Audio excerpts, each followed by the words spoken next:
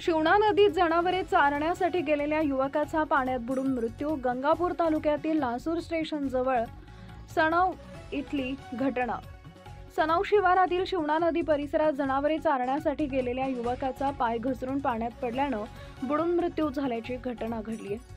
छत्रपती संभाजीनगर जिल्ह्यातील गंगापूर तालुक्यातील लासूर स्टेशन जवळ सनव रहिवासी आकिब आणि शेख वय वर्ष 18 असं मैताचं नाव आहे। यानंतर ग्रामस्थ घटनास्थळी दाखल झाले। पोहण्यात तरबेज असलेल्या व्यक्तींनी नदीपात्रात उडी घेऊन आकिबचा शोध घेतला, परंतु तो सापडला नाही। याबाबत माहिती मिळता शिल्लेगाव पोलीस ठाण्याचे निरीक्षक सलीम चौस यांनी व त्यांची टीम पोलीसही घटनास्थळी दाखल झाले। सलीम चौस यांनी छत्रपती संभाजीनगर मनपाच्या अग्निशमक दलाच्या पथकास पाचारण केले, तसेच NDRFचे जवानही दाखल झाले।